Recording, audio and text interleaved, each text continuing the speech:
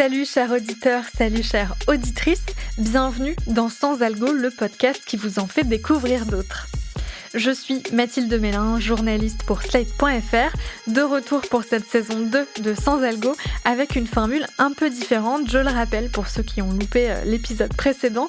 Désormais, chaque jeudi, vous aurez droit à une capsule de quelques minutes qui résume l'actualité de la semaine du petit monde du podcast et chaque vendredi, vous retrouverez mes recommandations d'écoute. Aujourd'hui donc, une recommandation d'écoute à vous glisser dans les oreilles, mais avant ça, un mea culpa. Chers auditeurs, chères auditrices, je vous ai menti. Je me dois de vous avouer que cet épisode n'est pas 100% sans algo, puisque le podcast dont je vais vous parler aujourd'hui, je l'ai découvert sur le classement d'Apple Podcast, le temple des algorithmes. Je sais, c'est mal. Mais que voulez-vous, on a beau dire parfois, les algos font aussi remonter des programmes intéressants.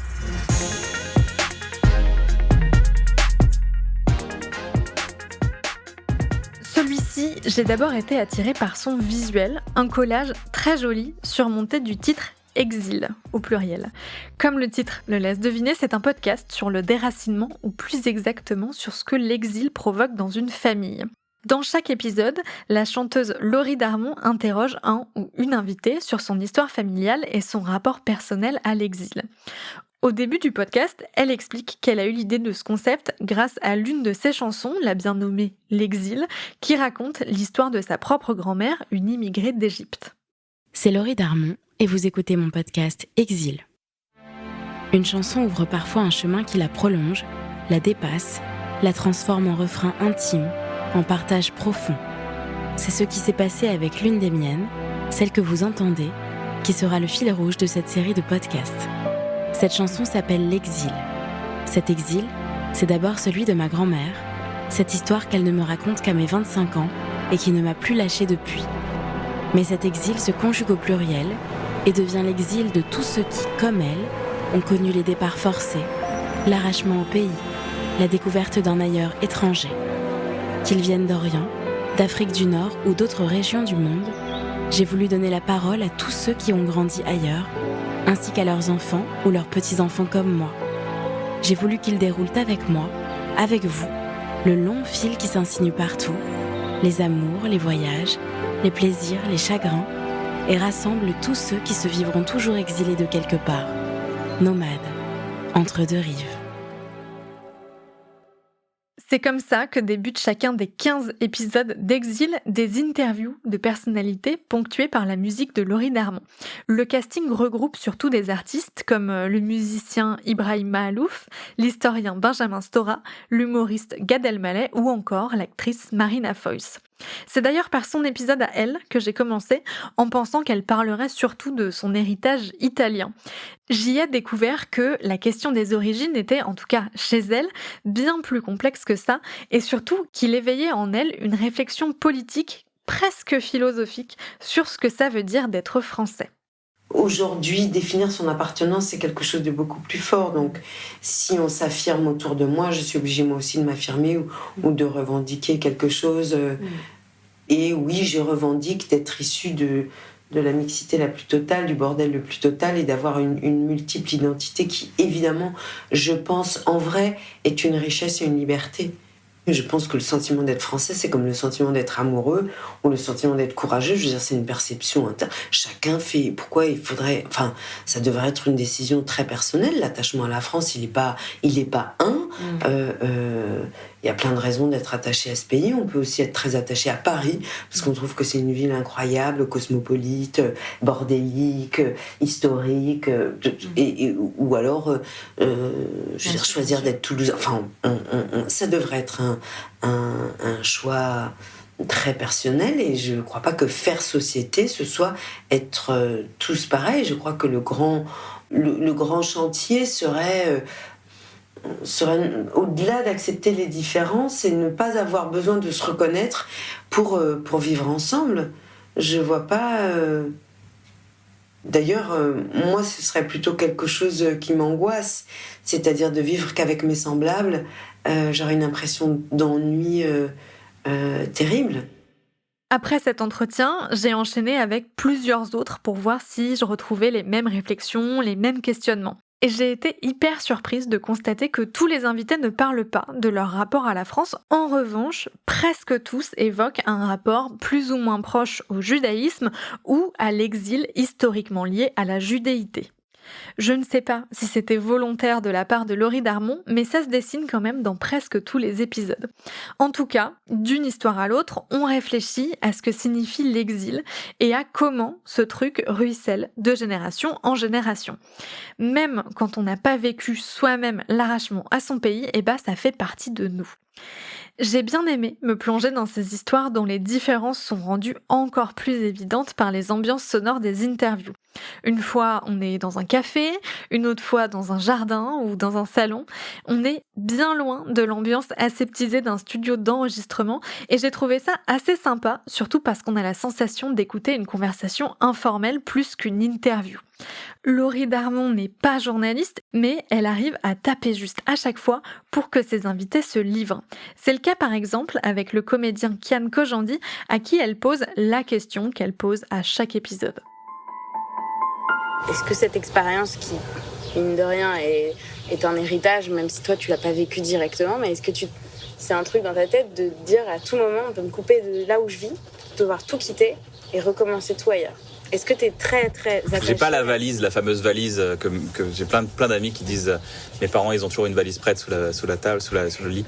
Non mais il y a ce truc là et en fait je suis totalement amovible parce que quand on était petit, il y avait toujours une famille, il y avait toujours 12, 15 personnes qui venaient à la maison en permanence. On se rend compte que c'est du boulot, hein. C'est du boulot de ouf de recevoir des gens. Et ils venaient, il y avait des matelas partout. Kian, ton lit, hop, tu le donnes à ta grand-mère. Hop. J'ai jamais eu, voici, ça c'est à toi. J'ai jamais connu la possession. Jamais. D'ailleurs, je prends pas soin de mes affaires du tout. Pour moi, un truc, c'est on l'utilise et après, on le donne. Pareil, les livres. En fait, je donne toutes mes affaires, généralement. Je donne tout. Je donne tout à des gens. Les gens, ils viennent chez moi, ils font « Ah, c'est super, prends-le ». Ça m'a rendu très mobile. Je veux dire, si demain, tu me dis « Faut recommencer tout à zéro », mais vraiment de 0, et j'aurai la force de recommencer à zéro. Malgré quelques imperfections, je vous recommande vraiment d'écouter Exil pour sa fraîcheur teintée de mélancolie et aussi sur le discours politique qu'il porte.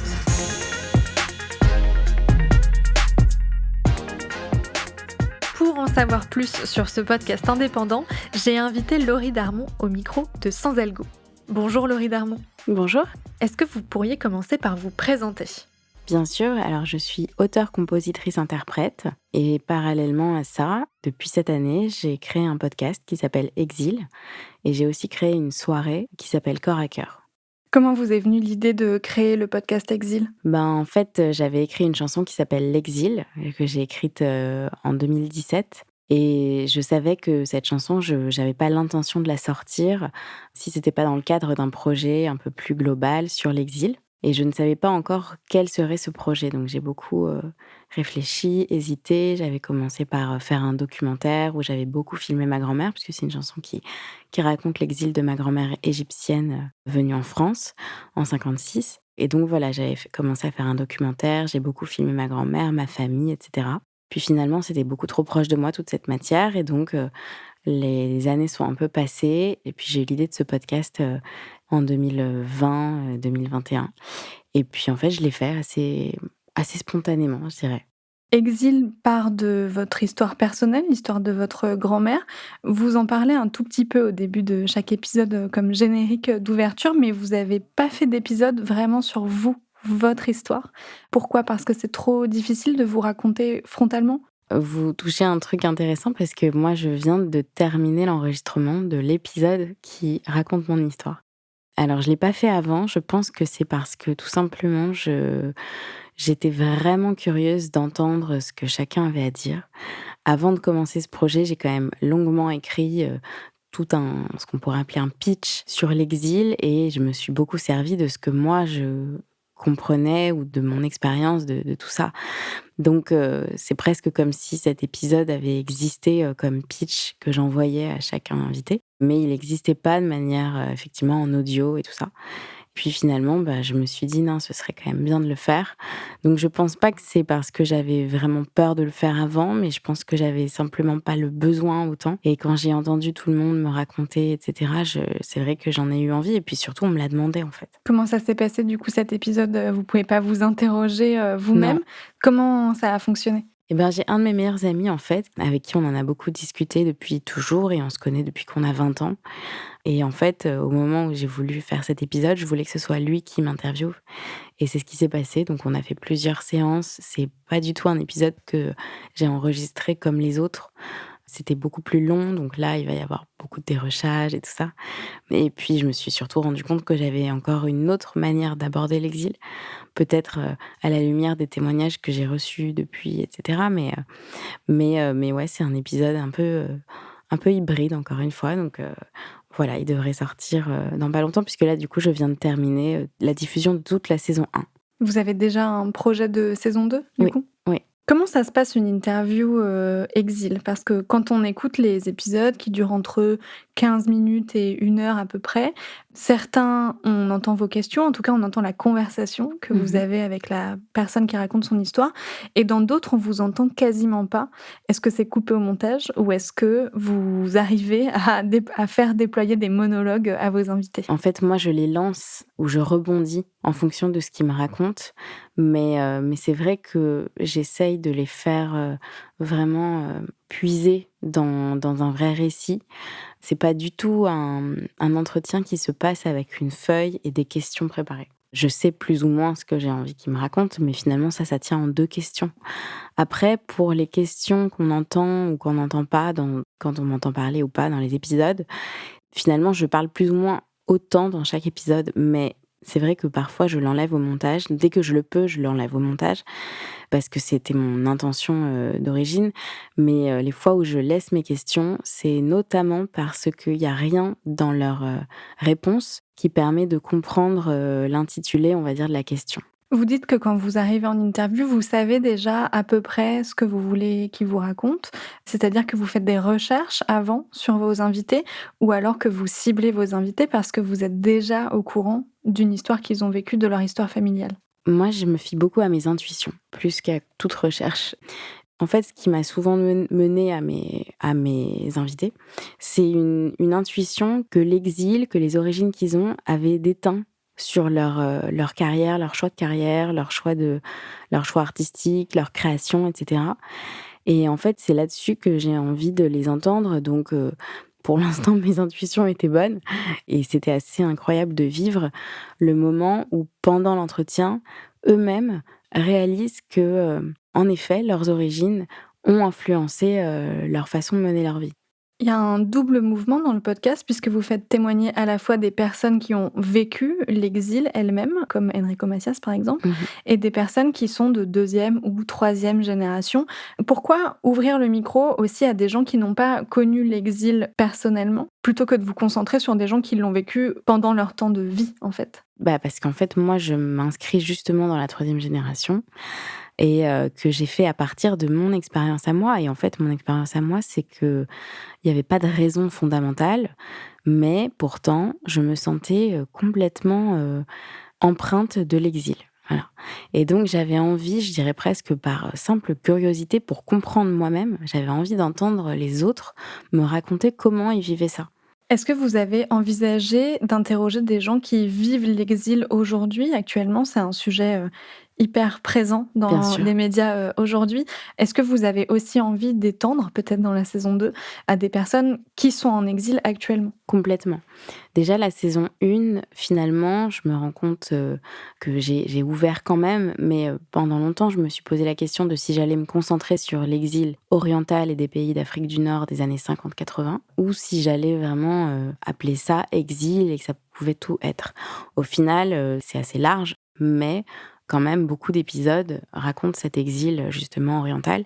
Pourquoi? Parce que je suis partie justement de ce qui s'était passé dans ma famille à moi. Et que je trouve que cet exil, on n'en a pas assez parlé. Mais dans la saison 2, j'ai envie d'ouvrir encore plus et évidemment, j'ai tout à fait conscience que le mot exil raconte une réalité qui est très forte aujourd'hui et qu'on cache derrière les mots de migrants, de tout ça. Et c'est intéressant, c'est très, très intéressant d'entendre justement des personnes qui, on va dire, qui parlent de leur expérience d'accueil dans certains pays, mais en racontant des exils qui ont été digérés par l'histoire, tolérés, et donc on trouve que c'est tout à fait normal et heureusement que les pays ont accueilli, etc. Par rapport à aujourd'hui, où c'est très fragile, et peut-être de rendre compte même d'une contradiction au sein d'un même discours d'ailleurs. Ce podcast, quand je lis les crédits, j'ai la sensation que vous l'avez fait presque toute seule. Vous avez eu des petits coups de main, mais c'est quand même votre projet. Comment vous avez produit ce podcast, très concrètement? C'est-à-dire, Alors, est-ce que très vous avez concrètement, acheté du matériel? Comment vous avez contacté les gens? Est-ce que vous vous êtes formé au montage? Comment ça s'est fait? non, je me suis formée à rien, comme presque tous mes projets. Moi, j'ai fait des études de droit et un peu de commerce, donc j'ai fait du piano pendant longtemps et un peu de solfège, mais je veux dire après, c'est des choses que j'aborde avec la même intention que quand on est enfant et qu'on se dit, tiens, j'ai envie de faire ça et on s'aventure. J'avais touché un petit peu à des logiciels de montage, je produis mes chansons, donc j'ai appris, je sais faire, mais je sais faire en ayant fait toute seule, disons. Donc pour faire ce podcast, j'ai utilisé un Zoom que j'avais acheté il y a quelques années parce que j'avais fait un court-métrage, enfin bref. Et j'ai fait les musiques chez moi, dans mon home studio. Et puis j'ai écrit aux personnes, soit sur Instagram, soit en cherchant les contacts par mail et en préparant un message qui racontait un peu ce que c'était et un pitch un peu plus détaillé de moi, mon expérience, etc. et pourquoi ce projet. Donc j'ai envie de dire que je l'ai fait de manière très artisanale, un peu spontanée. C'est aussi comme ça que, disons, je l'ai vécu assez tranquillement, pas comme un enjeu, qui allait faire dépendre, je sais pas, ma carrière ou quelque chose comme ça. Non, je l'ai vécu, vraiment avec une vraie curiosité, un truc où j'avais vraiment juste envie que tout le monde entende ce qu'on me racontait. J'ai vécu des trop beaux moments, pendant les interviews. Et puis finalement, quand on y réfléchit bien, le podcast, c'est quand même un format qui est à la portée de tous. C'est pas très compliqué. Pour vous dire, les premiers épisodes, je les ai enregistrés juste avec le dictaphone de mon iPhone. Donc, pas top, mais en tout cas, c'est quand même audible. Et en fait, je me suis simplement entourée d'un ingénieur son à la toute fin pour qu'il clean vraiment, vraiment le mieux possible le son que je lui offrais. Et voilà, donc non, mais du coup, c'était assez simple. Je pense que pour la saison 2, c'était assez simple. Je dis ça, mais franchement, le dérochage, c'est quand même un truc. Parce que parfois, on parlait pendant 1 heure et j'avais à cœur de ne garder qu'une demi-heure, donc c'était un peu dur. La saison 2, par contre, je pense que je vais essayer d'upgrader un peu le matériel. Vous voyez, là, on enregistre cet entretien dans un studio qui est quand même plus apte à produire un son de qualité. Donc, je suis convaincue que pour un thème comme l'exil, c'est bien d'être dans un cadre qui ne rappelle pas trop le côté justement enregistrement. Mais il y a un gap quand même entre le Zoom et quelque chose d'un peu plus produit, donc je pense que je peux faire un peu mieux. Est-ce que vous avez déjà une idée de la date de sortie de la saison 2? Dans l'idéal, ce serait bien que ce soit 1 an après la saison 1. Donc été 2023? Voilà, exactement. Merci beaucoup, Laurie Darmon. Merci à vous.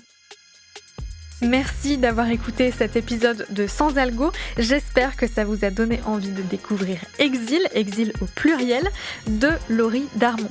Le podcast est disponible sur la plupart des plateformes d'écoute. Moi, je vous dis à la semaine prochaine pour un nouvel épisode garanti 100% sans algo, cette fois c'est promis.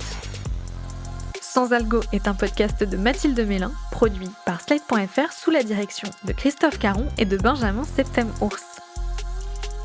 Montage et réalisation, Aurélie Rodriguez.